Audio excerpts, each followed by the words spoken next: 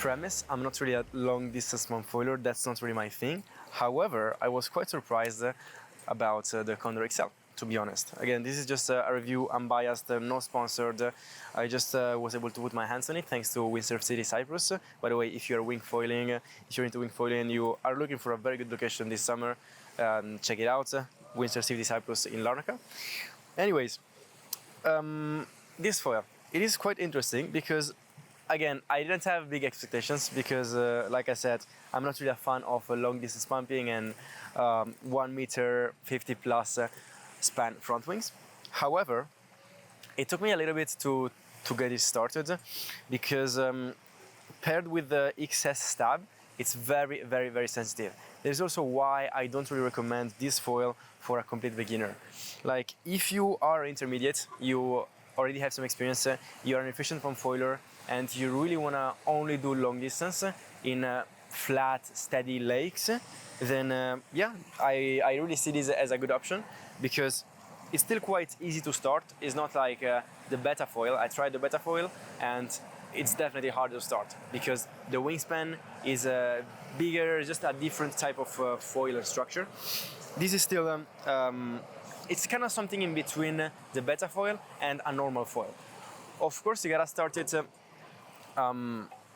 pretty much perpendicular to the dock. You can't really run on it unless, maybe you can, depends on the kind of dock you have, but since you don't need speed to take off, I don't really see the benefit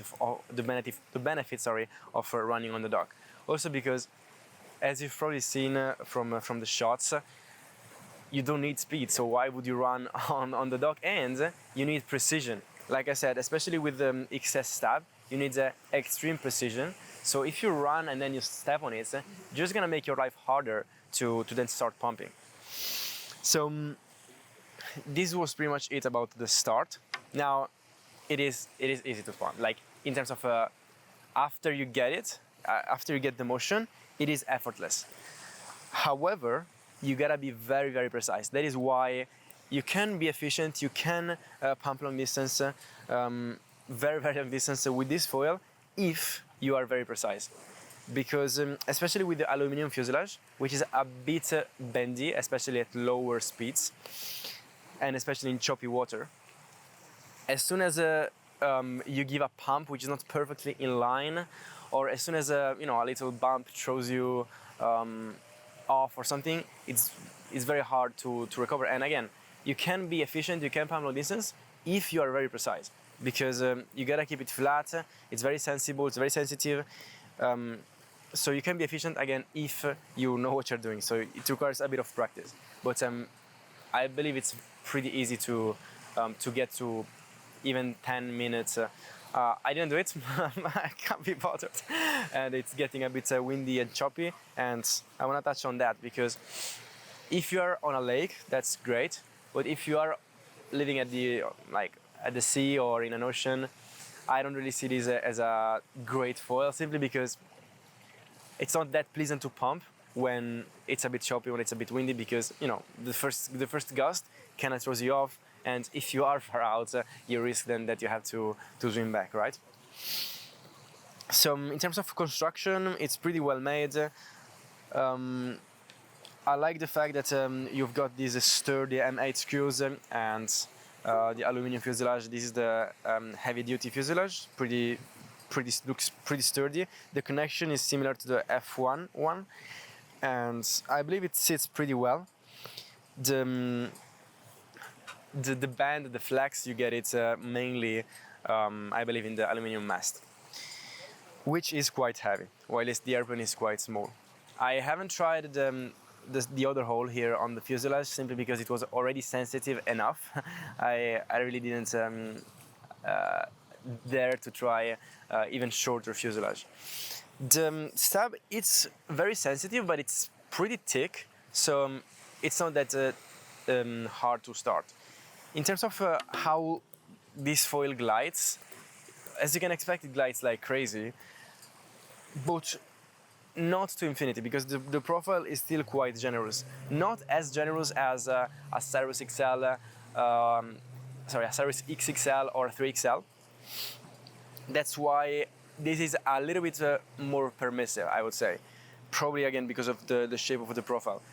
Because yes, it's not that fun and easy to turn, and that's not the goal of this foil.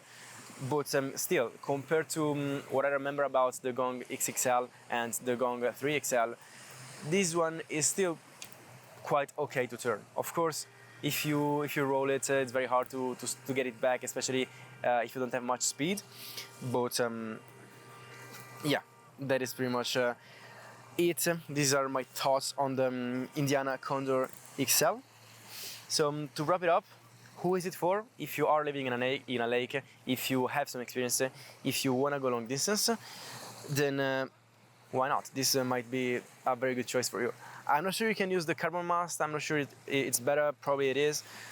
Consider definitely using that, because you're gonna get a little bit more stiffness, which does the job, especially when you're gliding and you make a mistake. And again, if you have a bit of flex and you make a mistake, you just lose even more energy because you have to get it back to recover it. So yeah, that's something that you don't want to do. Don't want to find yourself doing if you're trying to pump long distance.